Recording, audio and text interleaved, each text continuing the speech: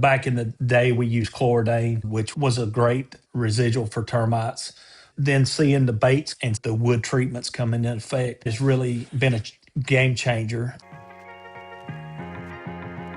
Welcome back to Pest Radio, the podcast where we talk with the leaders shaping the future of the pest control and wildlife industries, from business and growth to marketing, mindset, human resources, and the real stories behind the people in this field.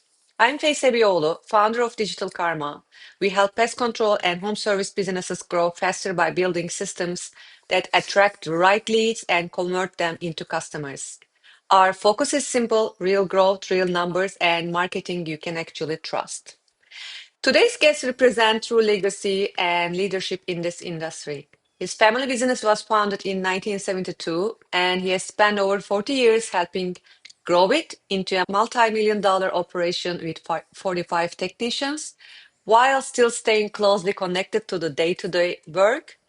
He now leads the company alongside with his sister, carrying forward a multi-generational legacy, and has played an active role in the industry through organizations like the National Pest Management Association and the North Carolina Pest Management Association. Please welcome Marty Roberts, Vice President of Rita Buck Exterminating. Thank you, Faye. Thank you for having me on today. I appreciate the opportunity. I'm glad that we finally do this. Yes, it's been going on back and forth, I guess, a Yeah, few months. So thank you. since I guess Pest World last year in Orlando, I guess, right? Yes, that's when. Marty, you've been in the business for over 40 years. Take us back to the beginning. What was it like growing up in a company your father founded in 1972? I guess going back from the start, I guess it was all work, no play, as some people says. On weekdays after school, on the weekends, holidays, Saturdays, we was in the family business, working, crawling houses, digging trenches, drilling holes, doing all that kind of work. So we didn't have much downtime when we was younger. Our dad made us work, me and my sister both. So we was both in the business going forward. Did you always know you would join the family business, or did that decision come later in life? I guess I had it in the back of my mind. What I really wanted to be was a state trooper for North Carolina Highway Patrol. Uh, After a few driving tickets of speeding, back in the day, the North Carolina Highway Patrol wouldn't take you if you had any speeding tickets. So had to back up and come back into the family business. Right after I graduated from high school, went straight into the family business and been doing it ever since. Loving it. Are you happy? Are you happy with your decision? I love it every day. That's great. When your father passed in 2011 and you stepped into leadership, what was that transition like for you personally and also professionally? I guess professionally, it was a good transition Mhm. as far as I was out in the field every day. I didn't have much experience in the office or back in the leadership of the company. I was more out in the field doing sales, service, all that kind of stuff. In 2011, May 31st, 2011 is when I took management of the company, and it was kind of somewhat a little hard because the I was probably younger than some of the management professionals that we had at that time. So taking orders from a younger generation, it's kind of hard to switch them over. But God helped us out, and He blessed us and got through that. As far as on a personal level, anytime you make a change, sometimes it's a little bit strain on your family. It was a strain at that time. I had three girls at home, a wife at home, and working longer hours. So it was kind of a stressful time, but it was also a blessing in disguise after a while. Was it also exciting? Like, you are going into a different direction now, Yeah, management position. it was a different direction. Yes, it was somewhat exciting to see what the company could do under different leadership. My dad took the company to a level that was awesome, was great. Coming into it, it was a little bit different situation because I had different, I guess, aspects of the company versus what his aspects was. But looking back on it now, I think that he would probably be proud of what we've accomplished over the years. And today you run the company with your sister while your mother owns it. And how does that dynamic work day to day? Yes, we are a woman owned company since 2011 when my mom took over ownership. My mom is not really in the business right now. It's just me and my sister, Michelle. We run day to day basis. She's the office manager slash vice president. I'm the general manager slash vice president. So she does the office, HR, and she also helps with some of the guys when I need somebody to step in and help with that. So you balance your, how do I say, workload with different aspects? Yes. So balancing is kind of when it started out, I had people in place to Mhm. pest control. I had a pest control supervisor. I took over the termite part of it and then an office manager. So we was in good shape as the transition was taking place back in 2011. What are the biggest challenges and advantages of running a family business? And how do you separate family relationships from business decisions, especially in difficult moments? Because one of my sister is my customer also, and today we had a meeting with them, with her team and my team. Yeah. So it was a little bit, the dynamic was different. I can tell you, a family business is great and it can be difficult. So Mhm. to say we get along all the time would be telling you something that's not true. Mhm. When you got a family together, even me and my dad, when we was working together, sometimes we didn't see eye to eye. So there was some times that we didn't agree and we told each other. And the same thing with my sister. We can agree and disagree and we can go on and we know that we're doing it for the better. We're not worried about us. We're worried about our customers, our employees, and we take them. Mhm. At the end of the day, it's all about our employees and all about our customers. And we need to put our stuff to the side. You now have around 45 technicians and multi-million dollar operation. What were the key moments that allowed the business to scale? So when my dad passed away, we had 18 employees. And at that time, I prayed about it. I give it to God. And I said, God, if you want the business to prosper, then you'll do it. Not me, not anybody else, not my sister, not my mom. And God prospered it. Fast forward a few years, and, we at one time had almost 50 employees. Right now, hovering right around 45 employees. So God's blessed us over the years. And the biggest dynamic was our employees taking care of our customers, referrals, and God blessing our business. And what were some of the toughest growth challenges you faced over the years?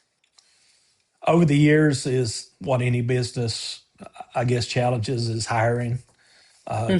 keeping good people, making sure that they're took care of, them and their families, because you not only have that employee, but you also have their families. Family. And at the end of the day, it's not about anything but making sure that employee is taken care of and make sure he gets home safe and sound to his family.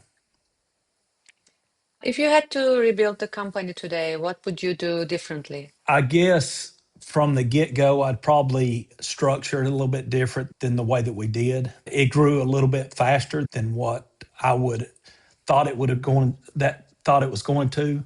So we didn't have the people in place as far as managers, Hmm. supervisors, and we still don't have that together now. But I would phase it a different way than what we did. I'd have some managers put in place, some supervisors in different aspects, and probably give it more to them and let them work it instead of doing a lot of it on my own.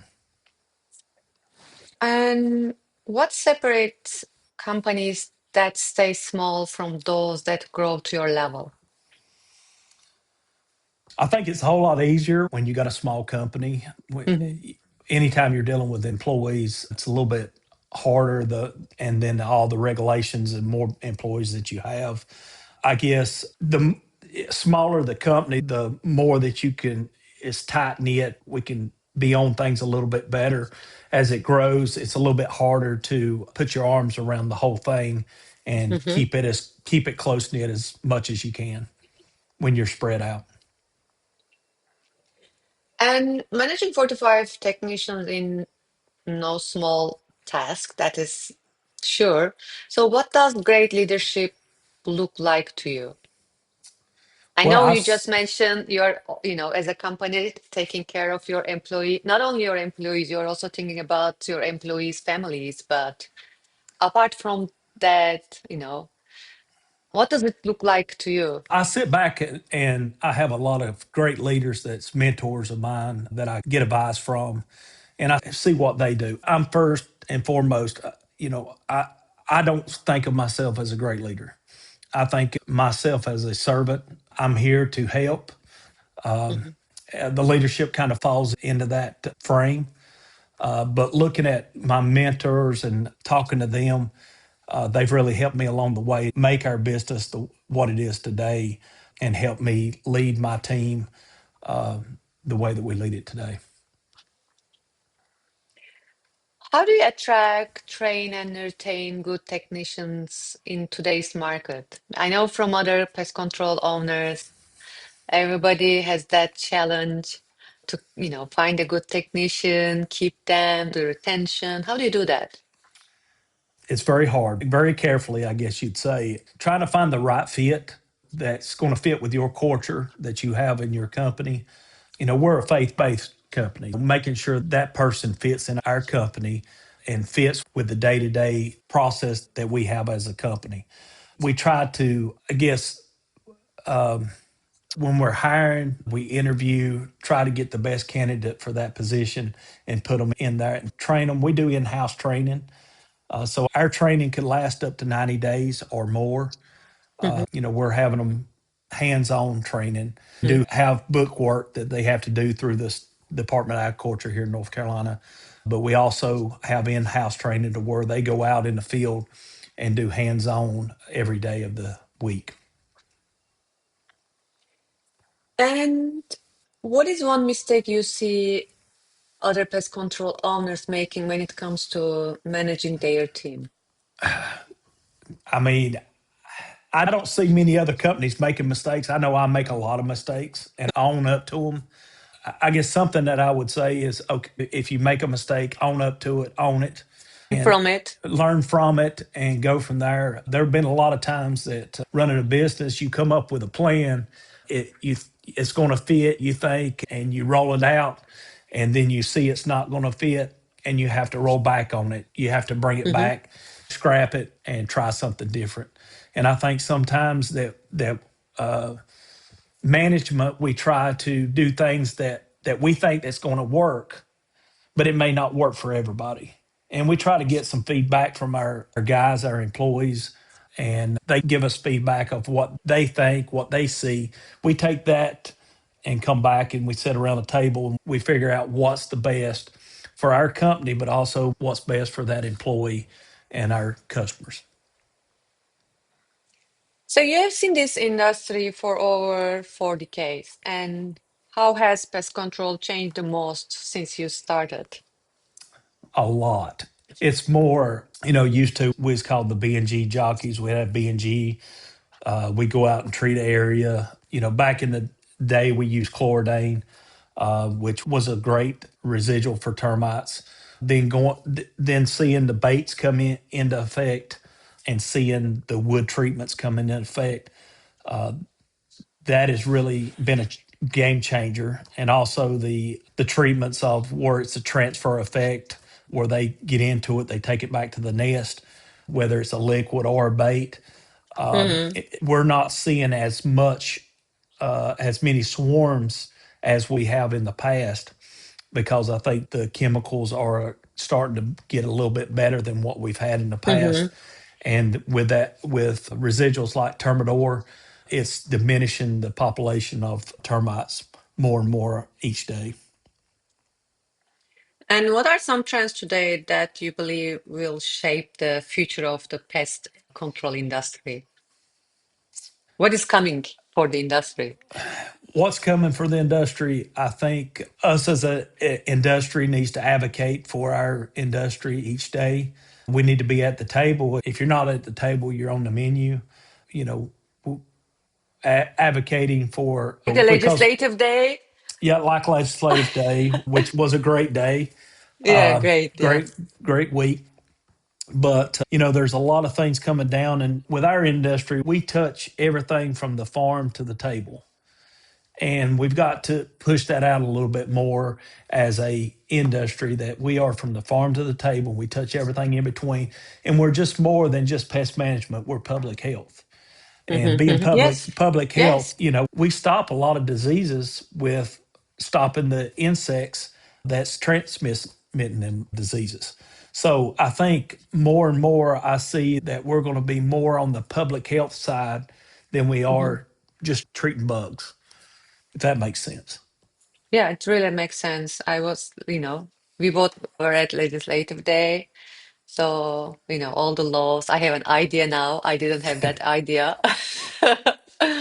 It's a little bit different, especially in legislative day. It's some of them knows what we do, some of them don't know what we do. And if we go and advocate for our industry, that we're one of the best industries out in the market, and our, you know, we're professional pest management professionals, and that professional means something, and we need to take that professionalism and show it to everybody and be a voice for our industry and our members that, in the National Pest Management Association or North Carolina Pest Management Association. I'm a proud member of both. And I think that advocating and pushing out that we are the protectors of public health is going to be a game changer going into the future. I agree with you. Every event of MPMA is different. And every Yes. time I attend to an event, I feel, I've been a member more than 2 years, I guess.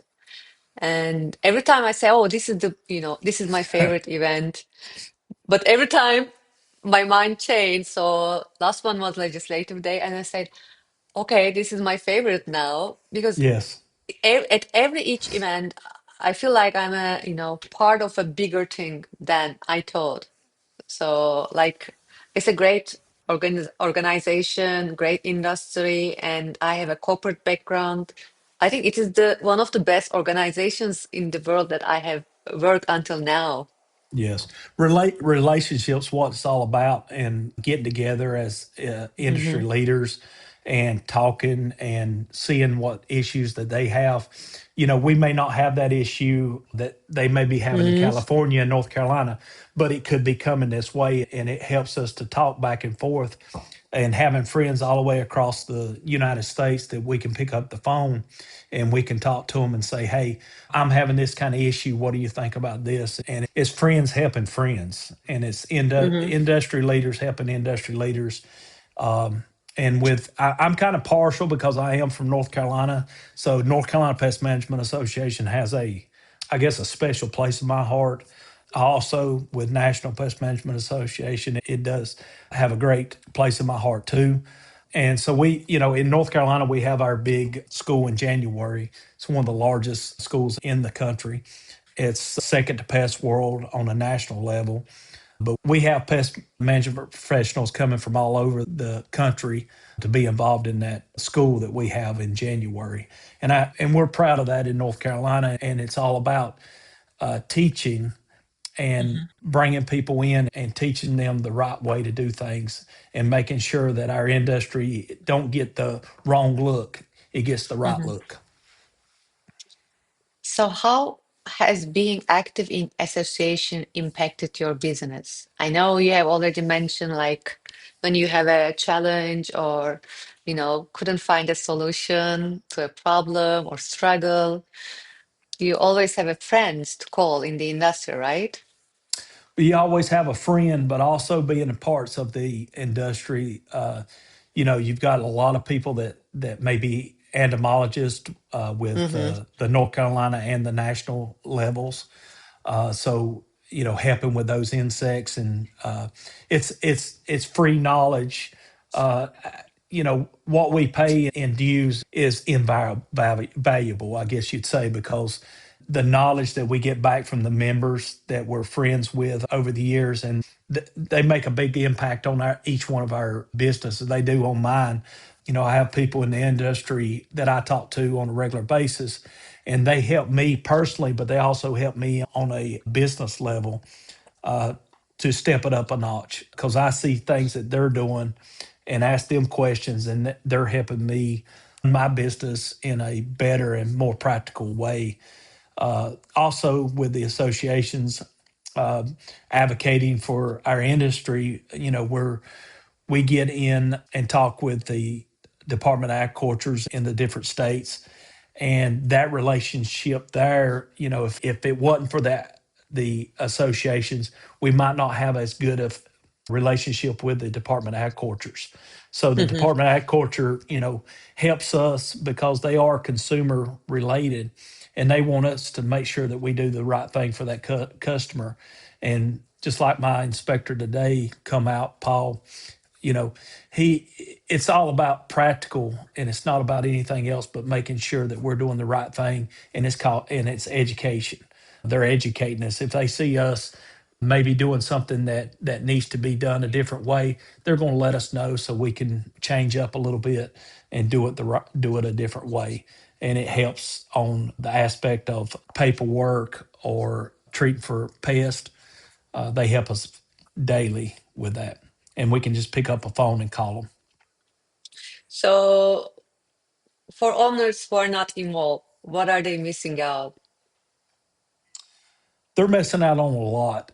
I would say that if you're not a member of association like National Pest Management Association or any state association, and like I said, I'm partial to North Carolina, but the associations helps you whether you're a member or not. But if you're a member, the relationships that you bring, that you can be involved in the things, the education part of it is just invaluable. It is a great organizations that brings a lot to the table that a lot of people don't realize, that they're fighting for our rights, like on a federal and state level, that could put a hindrance in our business or make us spend more money as a business, therefore turn around and have to pass it on to the customers. So it's really a inexpensive way to pursue yourself into the industry in a better way and put you in a better place than you was yesterday.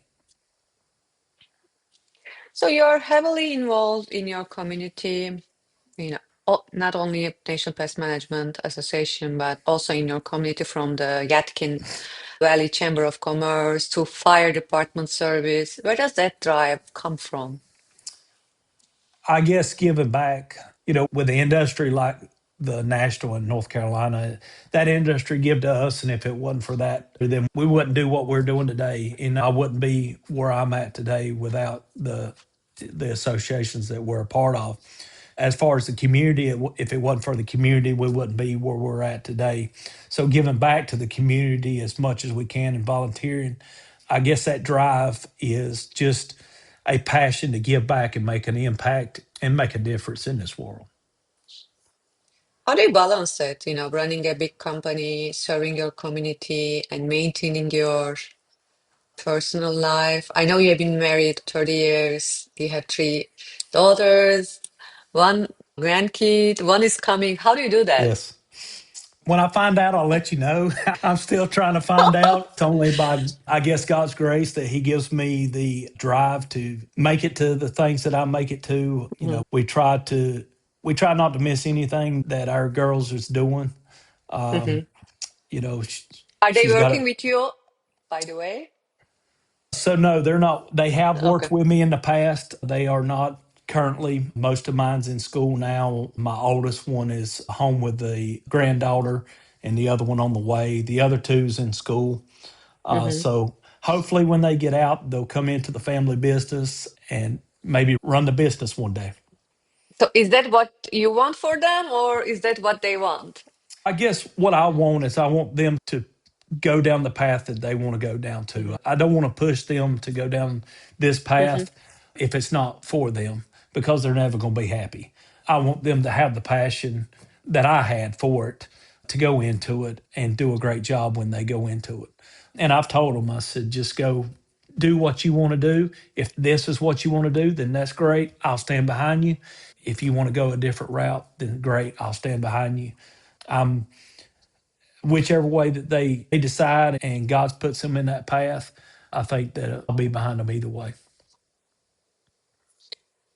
So you've been married 30 years and built a great family along the way. How has that shaped you as a leader? I guess work having three girls, you can get a little bit of leadership skills from them. Um, but it shapes you with kids going through school, going through different aspects of life and life changes that they go through.